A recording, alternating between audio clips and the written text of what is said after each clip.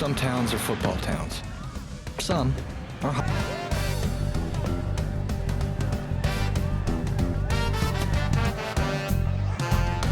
Hey, look, fellas.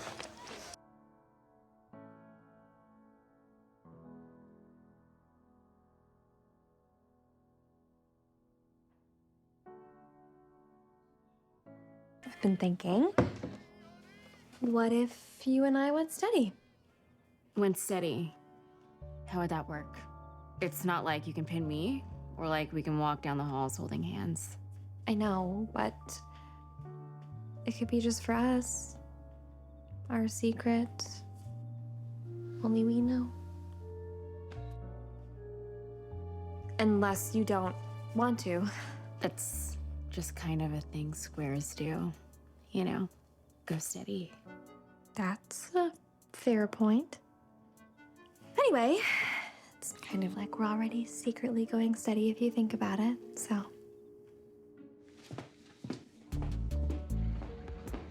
And let me guess, you and the queen of the paper shakers got chummy in the janitor's closet afterwards? More or less. Nice work, if you can get it.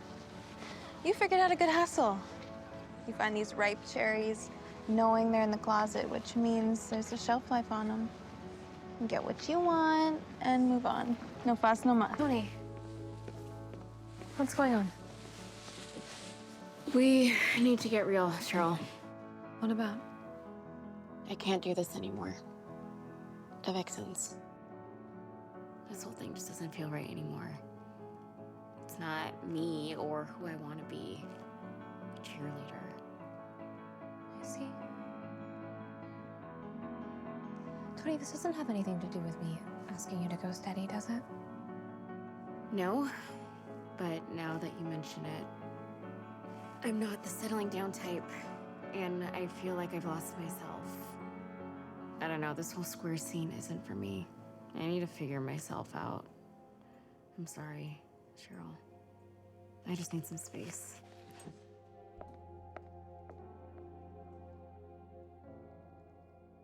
I joined the Vixens for the wrong reasons. It was because I had a crush on a girl, Cheryl Blossom. But now that's over, so on the level, we're just so different. She's rich, she's white, she's a Blossom. The whole thing, it would just be impossible.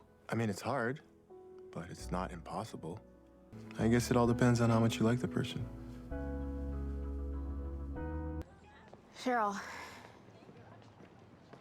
Toni. Hello? Well, I'm petitioning for a new club. And you, as junior class president, are in charge of the student council's financing. I was hoping you could help us secure some funding. What kind of club is it? It's a literary society for Riverdale's Black students. That's a really wonderful idea. I'll put the request through today, but Toni, everything has to go through Featherhead, so... I know. And I appreciate you trying. And if Featherhead doesn't approve, we'll make it work. Funds for your new club. Thank you, Cheryl. I'm shocked Featherhead approved a Black literary society. He didn't. Those funds were earmarked for something else, but I believe your club to be a much more worthy endeavor. Well, I won't ask any more questions. But thank you. Of course. I look forward to reading your first issue. Cheryl, wait. Yes? What are you doing after cheerleading practice? No plans? Why? If you want, maybe we could meet at the dark room. I would love that. Do you mean to talk? Yeah. About what it would mean if we tried again.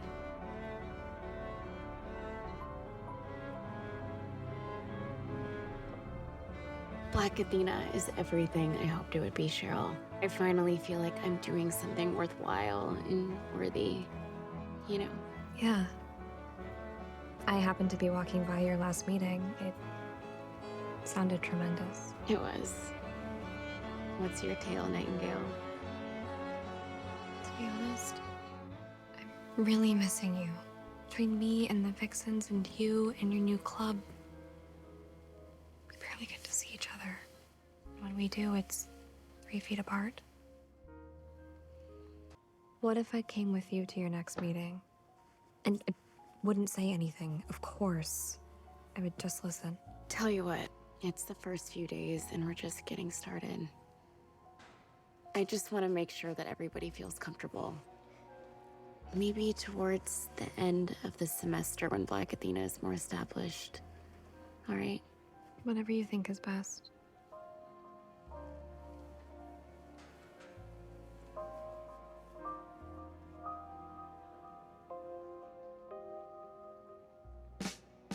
So, I heard through the grapevine that Kevin attended a Black Athena meeting. Yeah.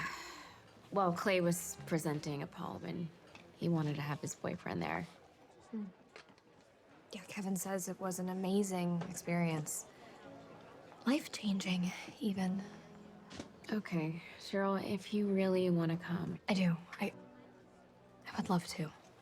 Okay. Well, we're going to be discussing Native Son, as I mentioned. So you can borrow my copy. I finished it. Thank you. I do not take this lightly. I can't wait.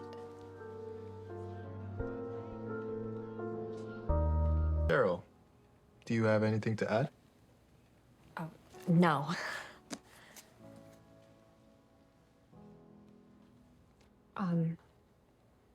Only that this was the most powerful novel I've ever read. And that the family in the book, the Daltons, reminded me a lot of my own family. In some unpleasant ways. But I'm very glad to have read it and to be learning more about it. Just out of curiosity, is Native Son the only novel by a Black author that you've ever read? Yes. But I can't wait to read more. You won't be shocked to hear, Cheryl, that I maintain an ever-evolving syllabus of Black authors I believe everyone, regardless of who they are or where they're from, should be reading. I gave it to Kevin. I'd be jazzed to share it with you. Thank you, Clay. Of course.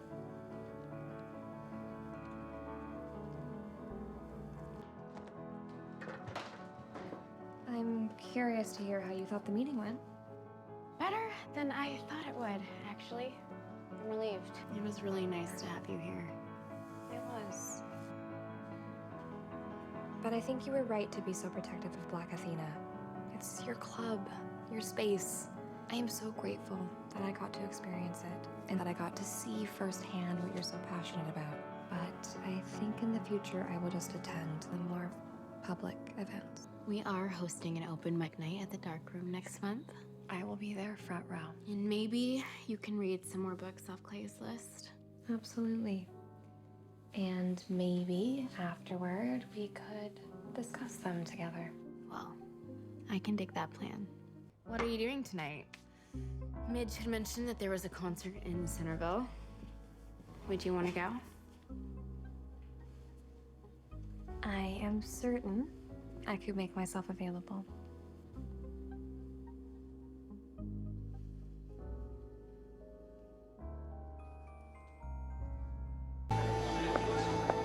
So, beauty queen, any plans for Halloween? Because I was thinking we could spend it together. Veronica's got me roped into her ghost show, but it would be a guess if you joined in on the fun too.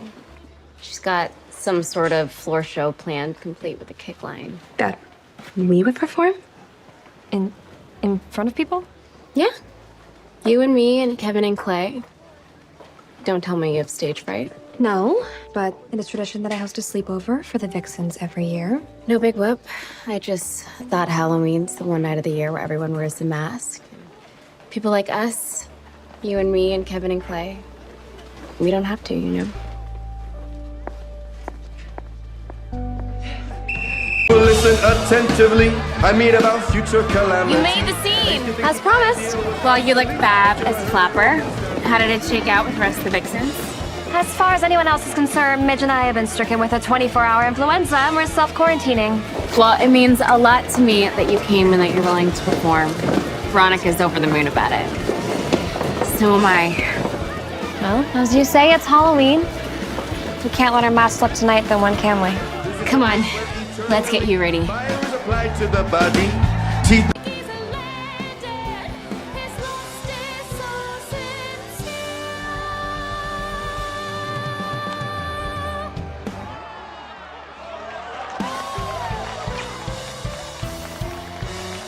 You two had a pretty big moment during the floor show.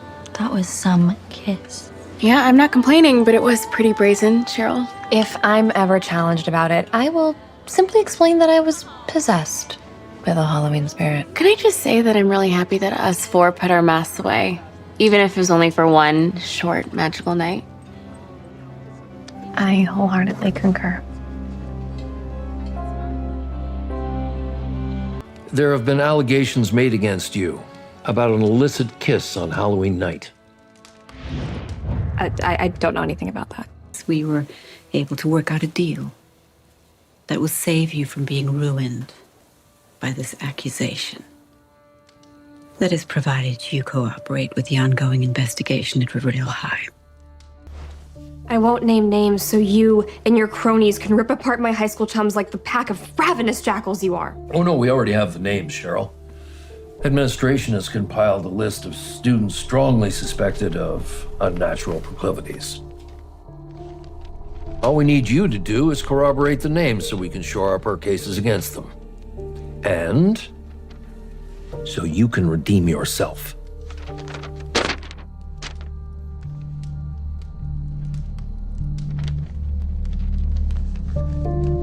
They have all of our names. I saw the list. Each of you were on it. And if I don't corroborate it, they're going to take the Vixens away from me. I repeat, the Vixens! I can't believe your father's putting the screws to you. You can't confirm that list, Cheryl, even if we're already in their crosshairs. Cheryl would never, Kev. Would you, babe? Of course not. No. But if I'm going to outmaneuver the powers that be, I have to figure out who started this particular witch hunt and why. I feel as if I can't breathe. Like the walls are closing in on me. Can I really relinquish my Vixens to some wretched, power-hungry she-hag like Evelyn Evernever? I have to focus on the greater good, but what is the greater good? Cheryl, we've been talking, and we have a plan that could possibly short-circuit this witch hunt. At least in the short term. What's the plan? We would play pretend. We make people believe that you're dating Kevin, and that I'm dating Clay. That would take the wind out of this inquisition, hopefully until graduation. And privately, we can be exactly who we are. Toni, hiding your true self and pretending to be something you're not goes against every fiber of your being. Isn't such play acting a betrayal of everything you stand for? It is. But for you, for all our sakes, I can live with that. Time we have a quarrel, it almost breaks my heart, 'cause I'm so afraid that we will have to part. Each night I ask the stars up above, why must I be a teenager in love? Why must I be a teenager? Cheryl, I have told Dr. Werthers and Principal Featherhead all about our discussion and how it would be in your best interest to cooperate with our investigation.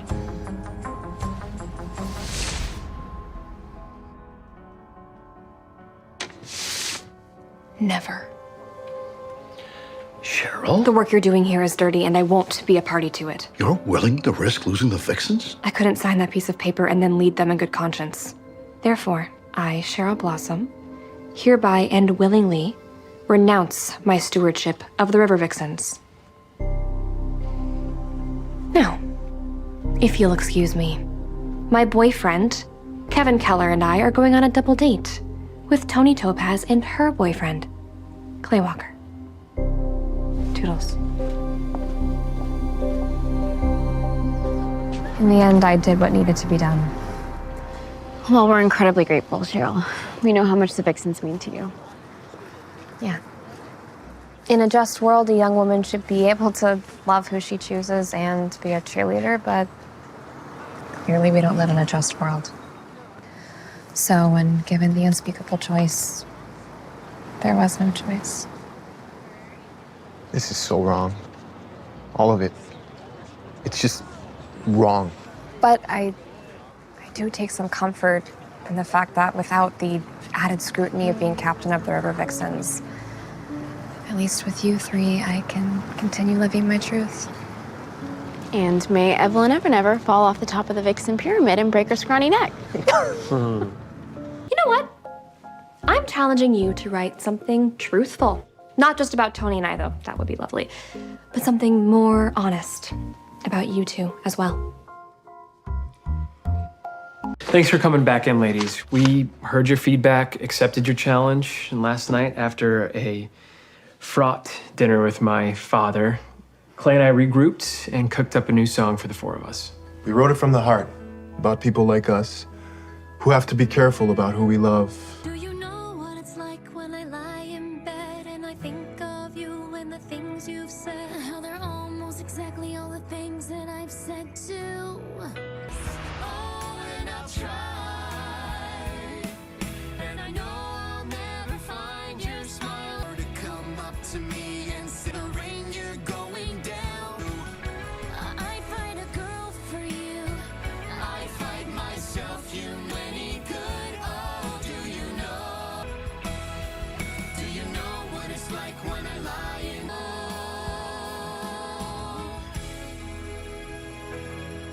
how to look into your eyes to start another line. Wowza. You completely captured the longing of being in a queer interracial relationship in the 1950s.